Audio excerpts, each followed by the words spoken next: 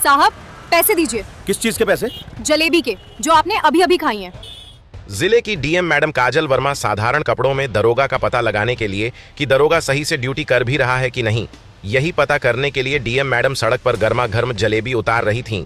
उसके हाथ रुकने का नाम ही नहीं ले रहे थे। तभी वहां बाजार का दरोगा अमित सिंह अपनी वर्दी में पहुंचा। वह सीधे काजल की रेहड़ी के पास आया। उसने बिना कुछ बोले एक प्लेट जलेबी की उठाई और एक किनारे खड़ा होकर खाने लगा। काजल ने पहले सोचा कि शायद बाद में पैसे देगा, लेकिन जब उसने जलेबी खत्म किए और जाने लगा तो काजल ने आवाज लगाई, साहब पैसे दीजिए, जलेबी फ्री में नहीं आती। पैसे किस बात के? तू मुझे जानती नहीं। काजल ने शांत स्वर में जवाब दिया, जलेबी के, जो आपने अभी अभी खाई है।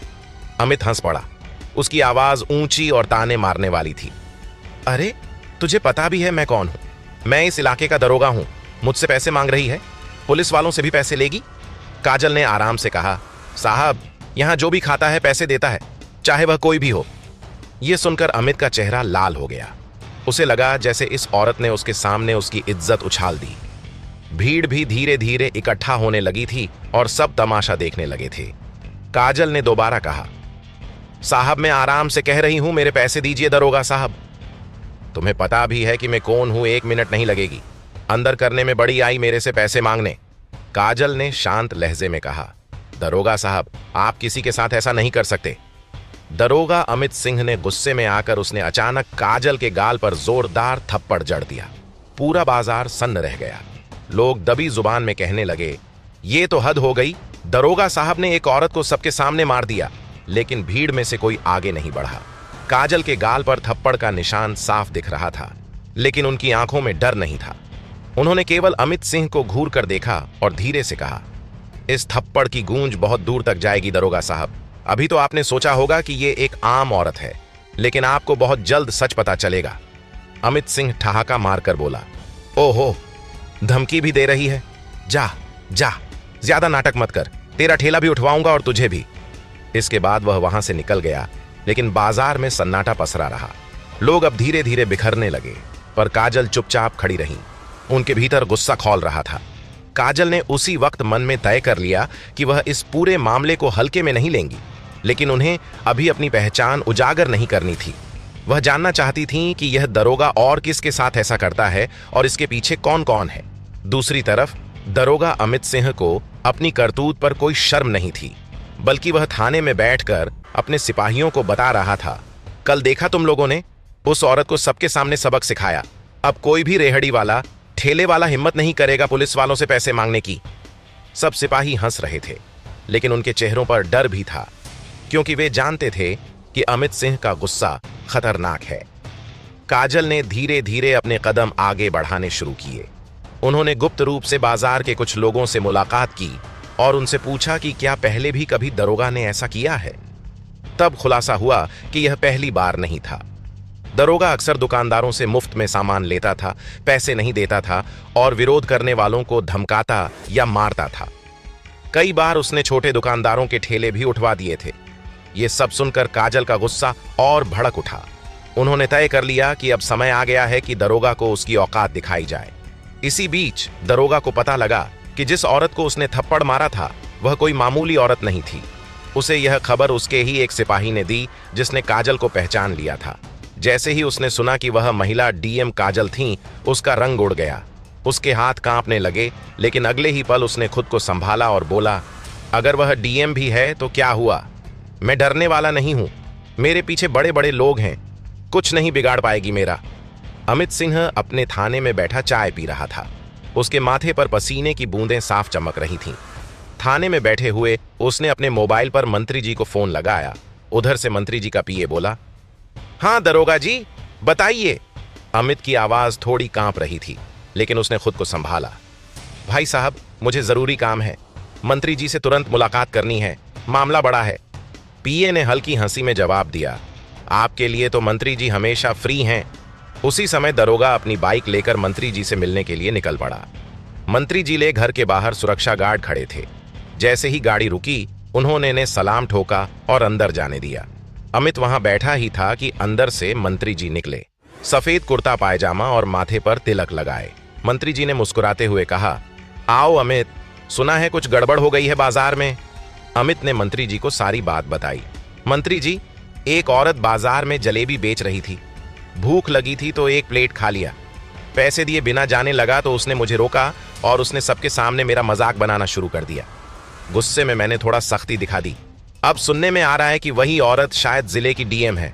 बस यही पंगा हो गया है।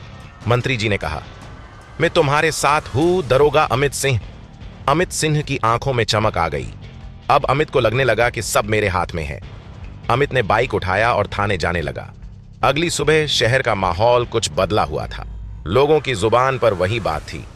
वो औरत आखिर थी कौन, किसी को साफ जानकारी नहीं थी। दूसरी ओर डीएम काजल ने अपना काम और तेजी से शुरू कर दिया।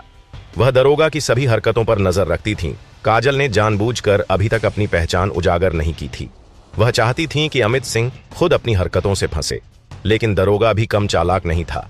उसे जैसे ही शक हुआ कि डीएम तक खबर पहुंच चुकी है, उसने अपने ऊपर की पकड़ और मजबूत करनी शुरू कर दी।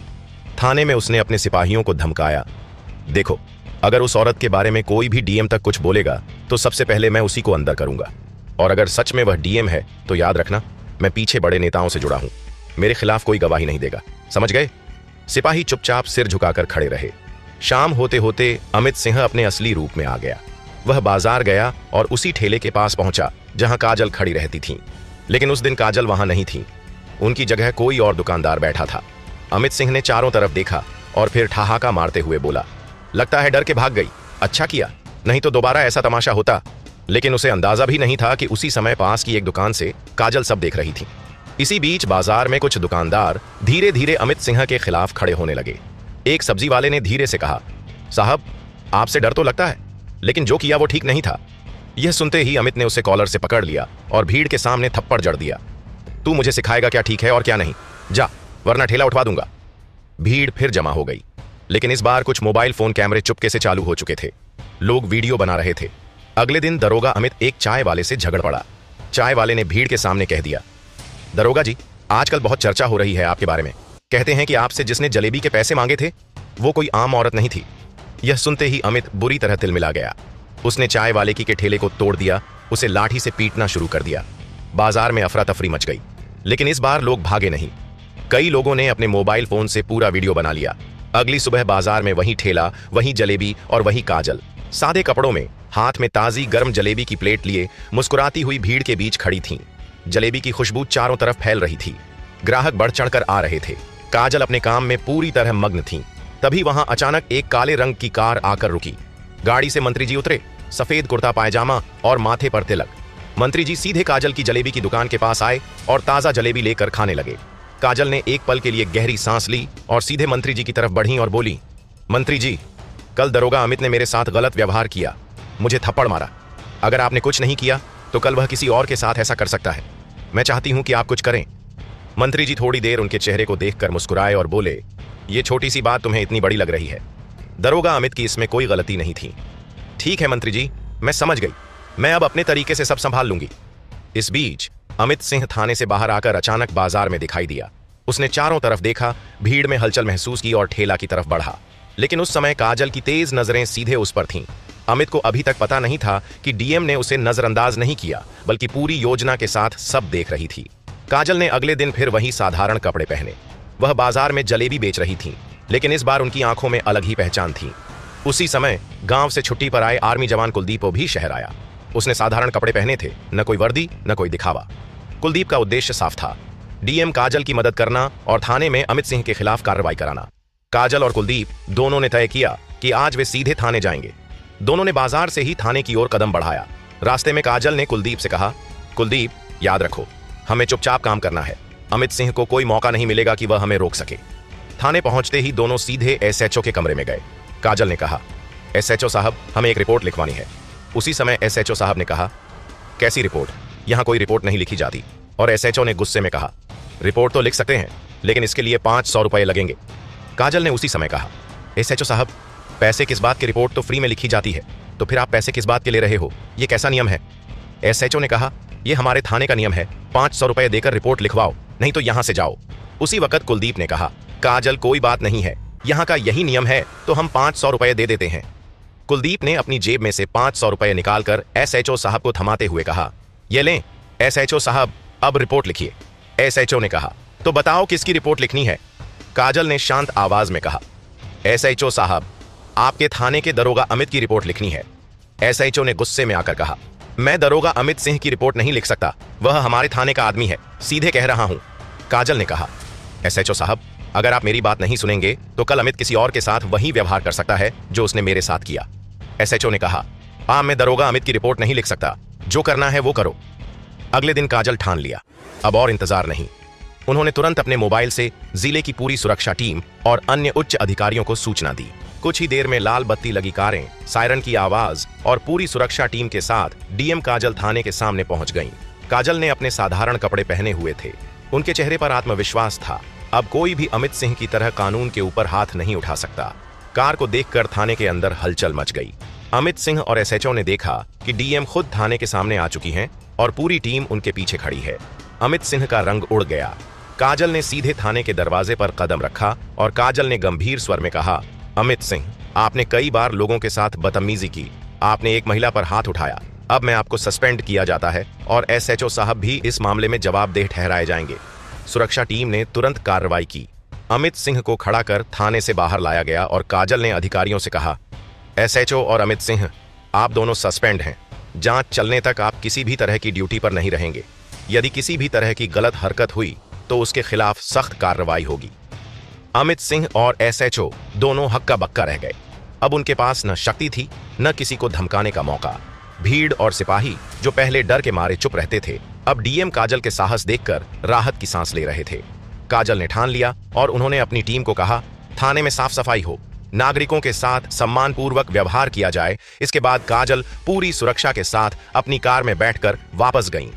दोस्तों, यह वीडियो केवल मनोरंजन के उद्देश्य से बनाई गई थी, यह कोई सच्ची घटना नहीं है। और हाँ दोस्तों, मुझे पूरी उम्मीद है कि यह वीडियो आपको जरूर पसंद आई होगी, इसलिए वीडियो के लिए एक लाइक तो बनता है। ऐसी ही और वीडियो देखने के लिए हमारे चैनल को सब्सक्राइब जरूर करें और वीडियो को अपने दोस्तों के साथ शेयर करना न भूलें। तो दोस्तों, मिलते हैं अगली वीडियो में एक नई कहानी के साथ।